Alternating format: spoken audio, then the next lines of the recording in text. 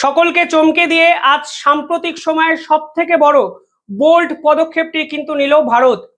আজকে রাশিয়ায় ভারতের সেনাবাহিনীর কিছু সদস্যরা গিয়ে পৌঁছলেন এবং প্রায় 65 জনের একটা বড় টিম এই প্রথমবারের জন্য রাশিয়ার সঙ্গে একত্রে মিলিটারি এক্সারসাইজে পার্টিসিপেট করবে।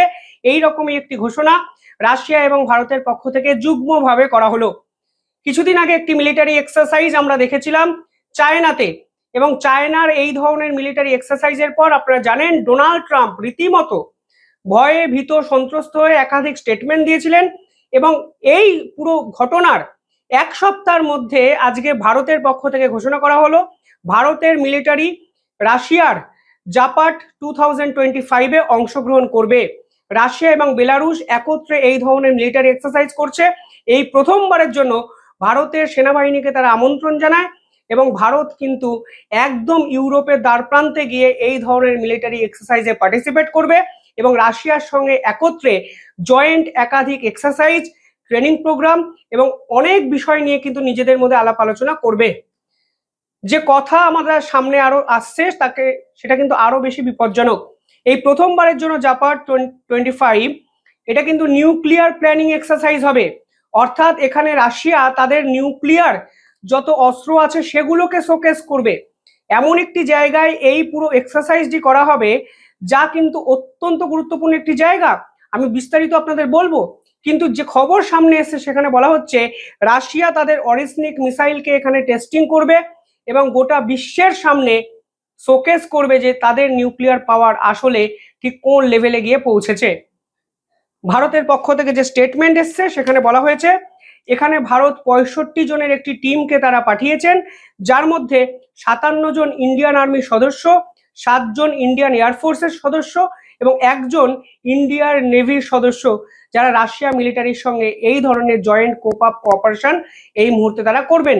এক্ষেত্রে যে জয়েন্ট বিবৃতি দু দেশের পক্ষ থেকে এসছে সেখানে বলা হচ্ছে রাশিয়ার মিলিটারি এই প্রথমবারের জন্য একে অপরের সঙ্গে ট্যাকটিক্স, টেকনিক এবং এই মুহূর্তে যুদ্ধের বিভিন্ন প্রসিডিওর নিয়ে নিজেদের মধ্যে কিন্তু আলাপ আলোচনা করবে, যা কিন্তু নিঃসন্দেহে নজিরবিহীন। দেখুন, এই টোটাল পদক্ষেপটি ভারতের কাছেও কিন্তু অত্যন্ত গুরুত্বপূর্ণ, কারণ ভারত এক্ষেত্রে সরাসরি ইউরোপ, আমেরিকা এবং জেলেনস্কি বা ইউক্রেনকে বার্তা দিতে চাইছে, কারণ এরা দিনের পর দিন গিরগিটির মতো রং বদলাচ্ছে। জেলেনস্কি যে স্টেটমেন্ট দিয়েছে তা ভারতের জন্য অত্যন্ত অস্বস্তিকর, অথচ এই জেলেনস্কির পাশে কিন্তু ভারত দিনের পর দিন দাঁড়িয়েছে। ভারতের প্রধানমন্ত্রী নরেন্দ্র মোদী নিজে জেলেনস্কির সঙ্গে ফোনে কথোপকথন করেছেন। ফলে সব মিলিয়ে এটি শুধুমাত্র একটি মিলিটারি এক্সারসাইজ এটা ভাববেন না, এটা অনেক বেশি স্ট্র্যাটেজিক একটা পয়েন্ট অফ ভিউতে আপনাদের দেখতে হবে, কারণ এখানে পরিষ্কার বলা হয়েছে এই প্রথমবারের জন্য রাশিয়া এবং ভারত একত্রে কনভেনশনাল ওয়ারফেয়ার নিয়ে কথাবার্তা বলবে, অর্থাৎ যুদ্ধের প্রকৃতি যেভাবে বদলে গেছে সেই যুদ্ধের প্রকৃতি বদলের সঙ্গে সঙ্গে দুই দেশের মিলিটারি একে অপরের সঙ্গে কিভাবে আরো কোপ আপ করে মডিফাই করতে পারে, আপগ্রেড করতে পারে নিজেদের মধ্যে, সেই আলাপ আলোচনা এই এক্সারসাইজে কিন্তু হবে। কাউন্টার টেরোরিজম নিয়ে কথাবার্তা বলা হবে। অর্থাৎ সব মিলিয়ে যেটা আমি বলতে চাইছি তা হলো ইউরোপের দ্বারপ্রান্তে ভারতের মিলিটারি পৌঁছানো তা তো মানে নিঃসন্দেহে একটা বড় ধামাকা, কিন্তু সব থেকে আরো বেশি ইম্পর্টেন্ট বিষয় হলো ন্যাটোকে হুঁশিয়ারি দিচ্ছে এই প্রথমবারের জন্য ভারত, কারণ যেখানে এই এক্সারসাইজ হচ্ছে তা কিন্তু পোল্যান্ড এবং লিথুয়ানিয়ার বর্ডারে একদম মিডিলের একটি জায়গা, যে জায়গা অত্যন্ত সেন্সিটিভ প্লেস, এবং সেই জায়গা যদি কোনোভাবে রাশিয়া কবজা নিজেদের দখলে নিয়ে নিতে পারে, মানে রাশিয়ার জায়গা যদি পুরো ডমিনেট করে দিতে পারে, তাহলে কিন্তু পোল্যান্ড এবং লিথুয়ানিয়া অর্থাৎ ইউরোপের দুটো ভাগ কিন্তু হয়ে যেতে বাধ্য। অর্থাৎ সব দিক থেকে আমেরিকা, ইউরোপ, জেলেনস্কি সকলের কিন্তু এই মিলিটারি এক্সারসাইজের দিকে নজর থাকবে, কারণ এটা শুধু সাধারণ মিলিটারি এক্সারসাইজ নয়, এটা পারমাণবিক এক্সারসাইজ হতে চলেছে বলে একাধিক নিউজ পত্রিকা মারফত আমাদের সামনে খবর এসছে। এবার যে প্রসঙ্গ আপনাদের বলছিলাম, কেন গিরগিটির মতো রং বদলাচ্ছে ইউরোপীয় ইউনিয়ন এবং জেলেনস্কি কিংবা ডোনাল্ড ট্রাম্প। জেলেনস্কি কালকে একটি ইন্টারভিউ দিয়েছেন, আমি ছোট্ট একটি ক্লিপিংস আপনাদের দেখাচ্ছি, সেই ক্লিপিংসটি দেখুন, তারপর আমি আমার কথা বলবো। You saw the meeting this week, though, between Modi and Putin and Xi, and President Trump has said that they have gone to the dark side with China. When you saw Modi there, who has helped Russia, so did the plan backfire of trying to put sanctions on them? No, I think the idea to put tariffs on the countries who continue make deals with Russia, I think this is right idea. এই ক্লিপিংসে পরিষ্কারভাবে সাংবাদিক প্রশ্ন করছেন জেলেনস্কিকে যে এই মুহূর্তে ভারতের উপর যেভাবে ট্যারিফ চাপানো হচ্ছে সেটাকে কি আপনি সমর্থন করছেন? জেলেনস্কি বলছে এই মুহূর্তে ভারতের উপর এই ট্যারিফ চাপানোকে তিনি সমর্থন করছেন এবং আরো বেশি করে ট্যারিফ চাপানো উচিত, কারণ রাশিয়ার উপরে যেন প্রেসার ক্রিয়েট করা যায়। অর্থাৎ তিনি ভারতের উপর এই ধরনের অবৈধ শুল্ক চাপানোটাকে সমর্থন করছেন এবং তিনি চান যেন ভারতের উপর আরো অতিরিক্ত শুল্ক চাপানো হয়, তাহলে নাকি রাশিয়া প্রেসারে পড়বে।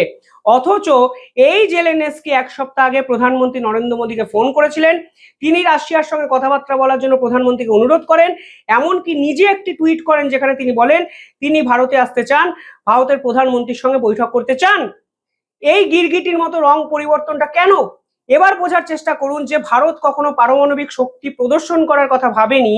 যে ভারত নো ফার্স্ট ইউজ নিউক্লিয়ারে সই করেছে, সেই ভারত কেন রাশিয়াতে গিয়ে ন্যাটোর বিপক্ষে এই ধরনের মিলিটারি এক্সারসাইজে পার্টিসিপেট করছে? বুঝতে পারছেন কেন স্ট্র্যাটেজিক মুভ আমি বলে এই ভিডিও শুরু করেছি? কারণ এই ইউরোপীয় ইউনিয়ন যারা দিনের পর দিন ভারতের সঙ্গে ট্রেড এগ্রিমেন্ট করতে চাইছে, তারা আবার বিভিন্ন ক্ষেত্রে শোনা যাচ্ছে ডোনাল্ড ট্রাম্পের কথায় ভারতের উপরে অতিরিক্ত স্যাংশন চাপানোর কথা ভাবছে। এই ইউরোপীয় ইউনিয়ন ভারতের নায়ারা এনার্জির উপরেও স্যাংশন চাপিয়েছিল, যদিও আজকে পুরো ঘটনা যদি বিশ্লেষণ করেন দেখবেন ভারতের দিকে পুরো বিষয়টা কিন্তু চলে এসছে। কিন্তু বারবার কথা দিয়ে কথার খেলাপ করা কিসের জন্য? কিসের জন্য ভারতকে এত দুর্বল ভাবা? কেন ভারতের মিলিটারিকে আন্ডারএস্টিমেট করা? ন্যাটো এই পৃথিবীর সুপার পাওয়ার, এই ধারণা কিসের জন্য এদের? এরা ভেবেছিলটা কি যে ভারত রাশিয়ায় যেতে পারবে না, রাশিয়ার সঙ্গে কোপ আপ করে মিলিটারি এক্সারসাইজ চালাতে পারবে না? ফলে পুরো বিষয়টাই কিন্তু ভারত নিজের কন্ট্রোলে নেওয়ার চেষ্টা করলো এবং একটা স্ট্রং মেসেজ মানে ওয়েস্টার্ন কান্ট্রিগুলোকে দিল, আমেরিকাকে দিল, জেলেনস্কিকে দিল যে প্লিজ আমরা চুপচাপ থাকি বলে আমাদের সেনাবাহিনীকে দুর্বল ভেবো না, আমরা কিন্তু রাশিয়ায় গিয়ে ন্যাটোর কান্ট্রির বিপক্ষে এই ধরনের মিলিটারি এক্সারসাইজ করতে পারি এবং যদি প্রয়োজন হয় আমরা বড়সড় পদক্ষেপও নিতে পারবো। আমরা যুদ্ধের হুঁশিয়ারি দিই না, আমরা যুদ্ধের হুমকি দিই না, আমরা কথায় কথায় পারমাণবিক মিসাইল ছোড়ার হুমকি দিই না পাকিস্তানের মতো, কিন্তু তা সত্ত্বেও যে আমরা দুর্বল নই এটা বোঝানোর সঠিক পদক্ষেপ ভারত নিয়েছে। কারণ ভারত জাপার্ড 2025-এ পার্টিসিপেট করবে, যা রাশিয়া বেলারুসের মিলিটারি এক্সারসাইজ। তাই ভারতের এই যোগদান নিঃসন্দেহে ঘটনাবহুল এবং তাৎপর্যপূর্ণ এবং ইউরোপ, আমেরিকা, ইউক্রেন সকলেই বুঝতে পারবে এই ভারতকে ভারতের মতো করে যথাযথ সম্মান দিয়ে ট্রিট করতে হবে। যা ইচ্ছা যখন ইচ্ছা তাকে বলে দেবো, নিজের মত বদলাবো, ভোল পাল্টাবো, 180 ডিগ্রি পাল্টি খাবো, এইভাবে অন্তত আধুনিক সময় ডিপ্লোমেসি ভারতের সঙ্গে খাটবে না। যেটা আপনি বলবেন কথার খেলাফ হলে ভারত ঠিক এইভাবেই পাল্টা হুঁশিয়ারি দিতে দুবার ভাববে না। কিভাবে দেখছেন পুরো বিষয়টি কমেন্টে জানাবেন। ধন্যবাদ।